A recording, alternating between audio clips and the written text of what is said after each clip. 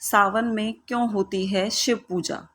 आइए जानें जुड़ी परंपराएं और कथाएं। सावन महीना शुरू हो गया है। इसे शिव का महीना माना जाता है और पूरे महीने शिव आराधना की जाती है, जिसमें रुद्राभिषेक के बाद बिल्वपत्र और भस्म चढ़ाने समेत कई परंपराएं शामिल हैं। लेकिन ऐसा क्यों है? क्यों शिव जी को सावन का महीना पसंद है और इस महीने का नाम सावन कैसे पड़ा? आइए समझते हैं शिव पूजा की परंपराएं और कथाओं से। सावन दक्षिणायन में आता है, जिसके देवता शिव हैं। इसलिए इन दिनों उन्हीं की आराधना शुभ फलदायक होती है। सावन के दौरान बारिश का मौसम होता है।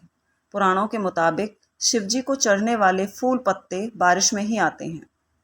इसलिए सावन में शिव पूजा की परंपरा बनी। स्कंद पुराण में भगवान शिव ने सनत कुमार को सावन महीने के बारे में बताया कि मुझे श्रावण बहुत प्रिय है। इस महीने की हर तिथि व्रत और हर दिन पर्व होता है। इसलिए इस महीने नियम संयम से रहते हुए पूजा करने से शक्ति और पुण्य बढ़ते हैं। इस महीने का नाम श्रावण क्यों? स्कंद और शिव पुराण के हवाले से जानकर इसकी दो वजह बताते हैं। पहली, इस महीने पूर्णिमा तिथि का श्रवण नक्षत्र होता है। इस नक्षत्र के कारण ही महीने का नाम श्रावण पड़ा। दूसरी वजह, भगवान शिव ने सनत कुमार को बताया कि इसका महत्व सुनने के योग्य है, जिससे सिद्धि मिलती है, इसीलिए इसे श्रावण कहते हैं। इसमें निर्मलता का गुण होने से ये आकाश के समान है, इसलिए इसे नभा भी कहा जाता है।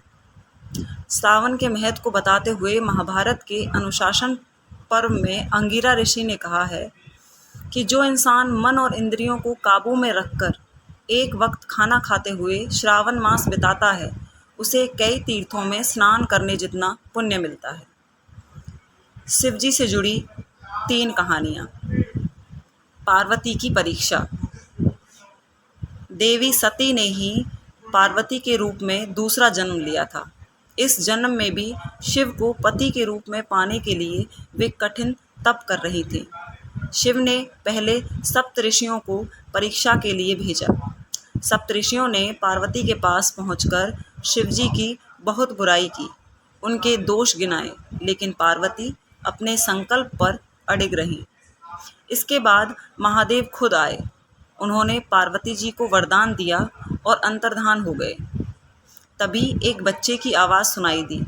पार्वती जहाँ तप कर रही थी, उसी के पास मौजूद तालाब में मगरमच्छ ने एक बच्चे का पैर पकड़ रखा था। पार्वती वहाँ पहुँची और मगरमच्छ से बच्चे को छोड़ने को कहा। मगरमच्छ ने अपना नियम बताते हुए इनकार किया कि दिन के छठे पहर में जो मिलता है उसे आहार बना लेता हूँ। इस पर पार्वती ने पूछा, इसे छोड़ने के बदले क्या चाहोगे?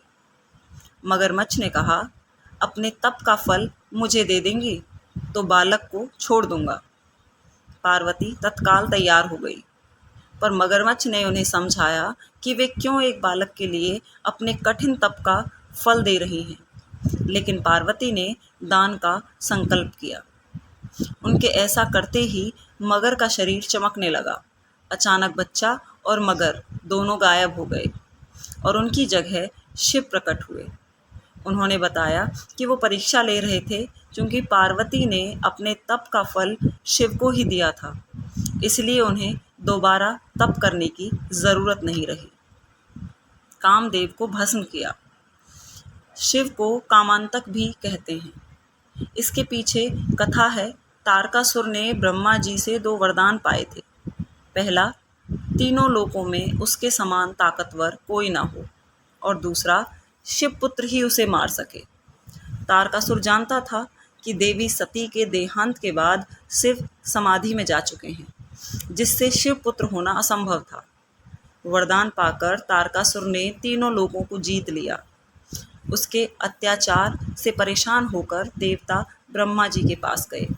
उन्होंने देवताओं को वरदान के बारे में बताते हुए कहा कि केवल शिवपुत्र ही तारकासुर को मार सकता है, लेकिन शिवजी गहरी समाधि में हैं। हिमवान की पुत्री पार्वती शिव से विवाह के लिए तप कर रही है, लेकिन वे पार्वती की तरफ देखना भी नहीं चाहते। अगर महादेव पार्वती से विवाह कर पुत्र उत्पन्न करें तभी इस दैत्य का वध संभव है। तब इंद्र ने कामदेव से कहा कि वे जाकर शिवजी के मन में देवी पार्वती के प्रति अनुराग जगाएं। कामदेव ने पुष्प बाण ध्यानमग्न शिवजी पर चला दिया। अचानक इस विघ्न से शिवजी बेहद गुस्सा हुए और उन्होंने तीसरे नेत्र से कामदेव को भस्म कर दिया। इस पर कामदेव की पत्नी रति ने शिवजी से प्रार्थना की कि वे उसके पति का जीवन वापस लौटा दें। शिव ने शांत होकर कहा, कामदेव की देह नष्ट हो गई है लेकिन उसकी आंतरिक शक्ति नहीं।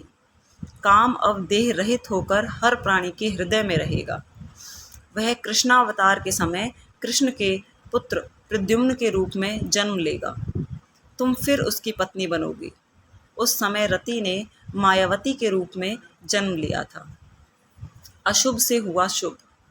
नर्मदा नदी के किनारे धर्मपुर नामक सुंदर नगर था। उसमें विश्वानर नाम का ब्राह्मण अपनी पत्नी सुचिस्मति के साथ रहता था। दोनों शिव भक्त थे और उन्होंने पुत्र पाने के लिए उनसे वरदान मांगा कि स्वयं भगवान शिव उनके पुत्र के रूप में जन्म लें। शिव के वरदान से उनके यहाँ एक पुत्र का जन्म हुआ। उसका नाम गृहपति था। जब बालक 11 वर्ष का हो गया तो महर्षि नारद ने उसका हाथ देखकर भविष्यवाणी की कि कुछ अशुभ होगा जो आग से जुड़ा होगा। जब माँ बाप ये सुनकर दुखी हुए तो बेटे ने उन्हें सांत्वना देते हुए कहा, वे दुखी न हों क्योंकि वह भगवान को प्रसन्न कर लेगा जिससे अनिष्ट टल जाएगा। माता पिता से आज्ञा लेकर वह शिव की नगरी काशी पहुंचा। वहां उसने गंगा के मणिकर्णिका घाट पर स्नान किया और पूरे साल शिवलिंग की पूजा की। तब नारद मुनि द्वारा बताया अनिष्ट समय आया तो देवराज इंद्र ने प्रकट होकर उससे वरदान मांगने को कहा। बालक ने वरदान लेने से मना किया और कहा वो केवल भगवान शिव से ही वरदान प्राप्त करेंगे। ये सुनकर इंद्र बहुत गुस्सा हुए और उन्होंने उस बालक को सबक सिखाने के लिए वज्र उठा लिया। बालक ने भगवान शिव से रक्षा की याचना की। तभी शिव प्रकट होकर बोले, डरो मत, मैं तुम्हारी परीक्षा लेने के लिए इंद्र के वेश में आया था। मैं तुम्हें अग्निश्वर नाम देता हूँ। तुम आग्नेय दिशा यानी दक्षिण पूर्व दिशा के रक्षक होगे। जो भी तुम्हारा भक्त होगा उसको अग्नि, बिजली या अकाल मृत्यु का डर नहीं होगा। अग्नि को शिव का एक रूप कहते हैं। वो शिव का तीसरा नेत्र भी है। तो आपको महादेव की इन कथाओं को सुनकर कैसा लगा, प्लीज़ कमेंट में ज़रूर बताएं और कमेंट में ओम नमः शिवाय भी लिखें। Thanks for watching and please like and subscribe the channel. Thank you.